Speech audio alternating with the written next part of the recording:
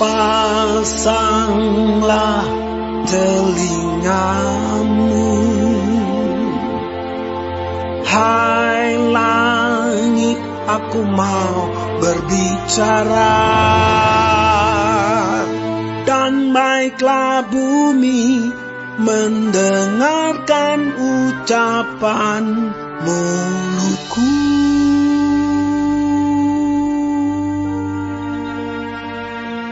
Mudah-mudahan pengajaranku menitik laksana hujan, perkataanku menetes laksana embun, laksana hujan renai ke atas tunas muda, dan laksana dirus hujan ke atas tumbuh-tumbuhan. Sebab nama Tuhan akan kuserukan. Berilah hormat kepada Allah kita. Gunung batu yang pekerjaannya sempurna, karena segala jalannya adil. Allah yang setia, dengan tiada kecurangan, adil dan benar Dia.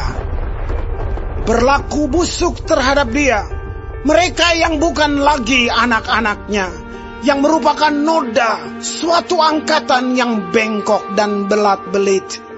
Demikianlah engkau mengadakan pembalasan terhadap Tuhan, hai bangsa yang bebal dan tidak bijaksana. Bukankah Ia Bapamu yang menciptakan engkau, yang menjadikan dan menegakkan engkau? Ingatlah kepada zaman dahulu kala. Perhatikanlah tahun-tahun keturunan yang lalu. Tanyakanlah kepada ayahmu, maka ia memberitahukannya kepadamu. Kepada para tua-tuamu, maka mereka mengatakannya kepadamu. Ketika Sang Maha Tinggi membagi-bagikan milik pusaka kepada bangsa-bangsa, ketika Ia memisah-misah anak-anak manusia, maka Ia menetapkan wilayah bangsa-bangsa menurut bilangan anak-anak Israel. Tetapi bagian Tuhan ialah umat-Nya. Yakub ialah milik yang ditetapkan baginya.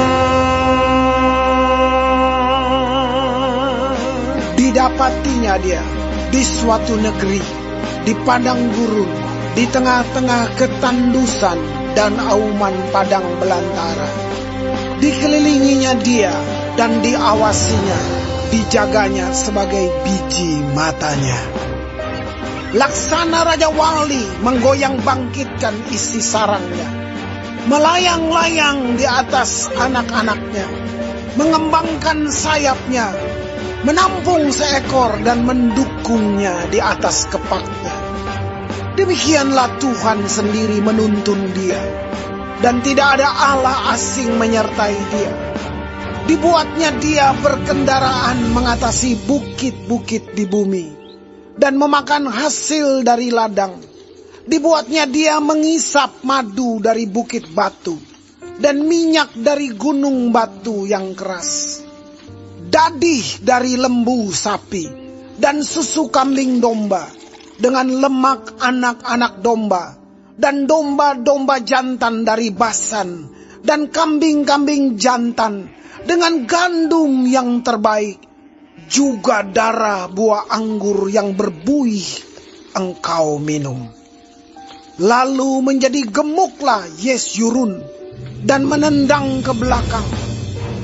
Bertambah gemuk engkau, gendut dan tambun, dan ia meninggalkan Allah yang telah menjadikan dia.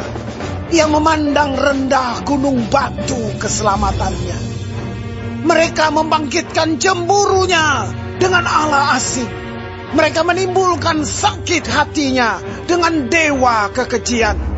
Mereka mempersembahkan korban kepada roh-roh jahat yang bukan Allah, kepada Allah yang tidak mereka kenal, Allah baru yang belum lama timbul, yang kepadanya nenek moyangmu tidak gentar.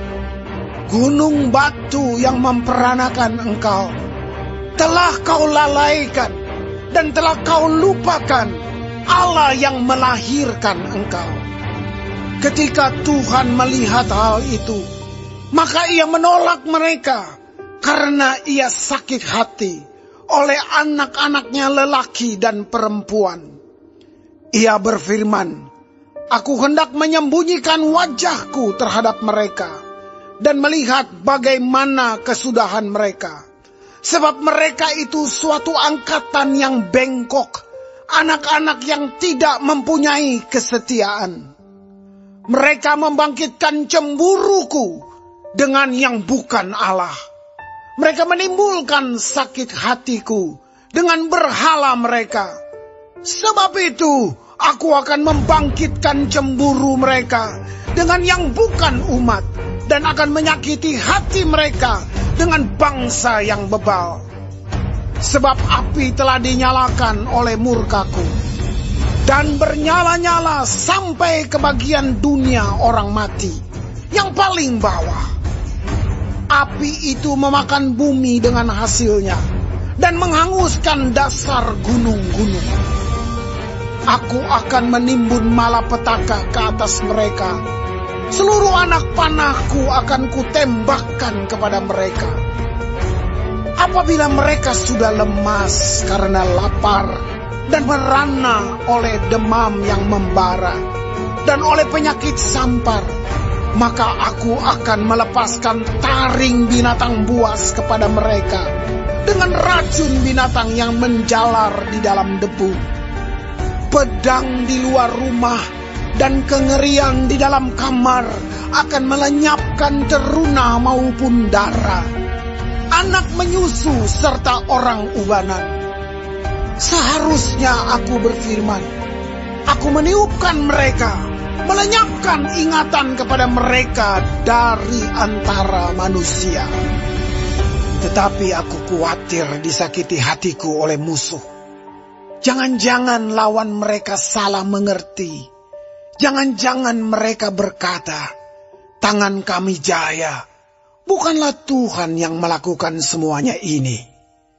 Sebab mereka itu suatu bangsa yang tidak punya pertimbangan, dan tidak ada pengertian pada mereka.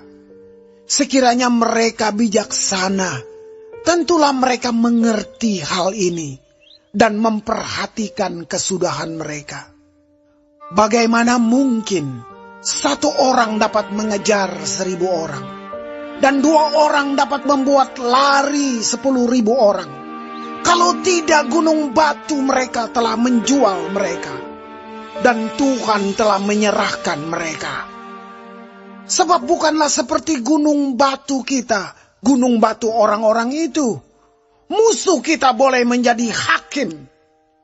Sesungguhnya pohon anggur mereka berasal dari pohon anggur Sodom dan dari kebun-kebun Gomora. Buah anggur mereka adalah buah anggur yang beracun, pahit gugusan-gugusannya. Air anggur mereka adalah racun ular, dan bisa ular tedung yang keras ganas. Bukankah hal itu tersimpan padaku, termeterai dalam perbendaharaanku? Hakkulah dendam dan pembalasan pada waktu kaki mereka goyang, sebab hari bencana bagi mereka telah dekat. Akan segera datang apa yang telah disediakan bagi mereka. Sebab Tuhan akan memberi keadilan kepada umatnya, dan akan merasa sayang kepada hamba-hambanya.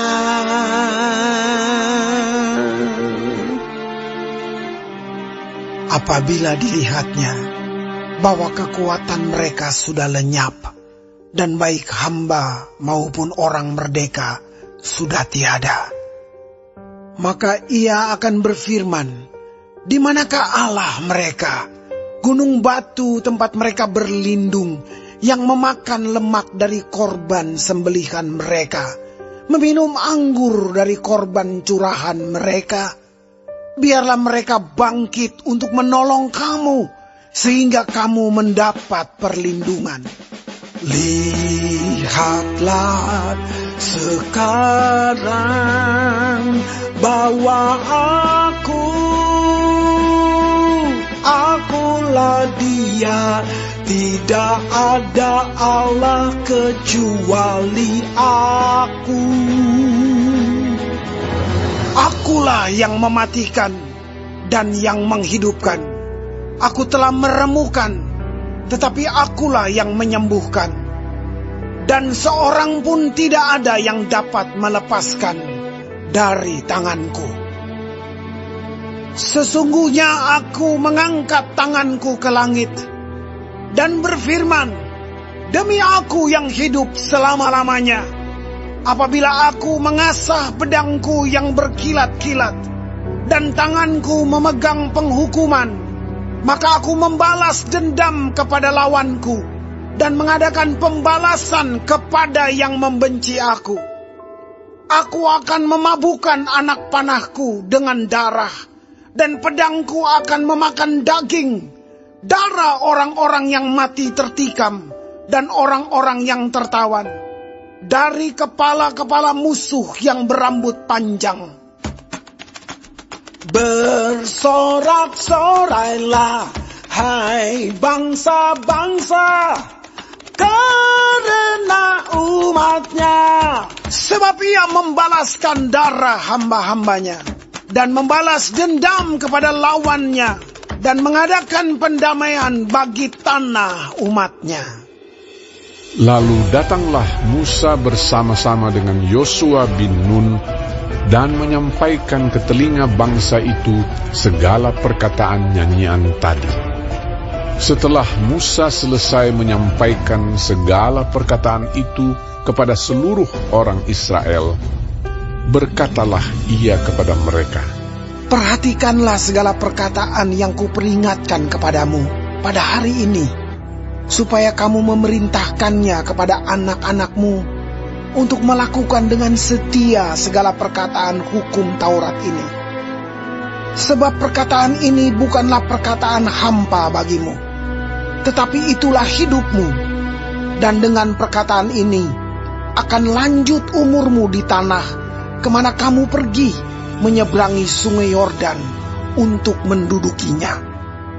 Pada hari itulah juga Tuhan berfirman kepada Musa, naiklah ke atas pegunungan Abarim, ke atas gunung Nebo yang di tanah Moab, di tentangan Yeriko, dan pandanglah tanah Kanaan yang kuberikan kepada orang Israel menjadi miliknya. Kemudian engkau akan mati di atas gunung yang akan kau naiki itu, supaya engkau dikumpulkan kepada kaum leluhurmu, sama seperti Harun kakakmu sudah meninggal di gunung Hor dan dikumpulkan kepada kaum leluhurnya. Oleh sebab kamu telah berubah setia terhadap Aku di tengah-tengah orang Israel, dekat mata air Meriba di Kades di padang gurun Zin. Dan oleh sebab kamu tidak menghormati kekudusanku di tengah-tengah orang Israel, engkau boleh melihat negeri itu terbentang di depanmu, tetapi tidak boleh masuk ke sana, ke negeri yang kuberikan kepada orang Israel.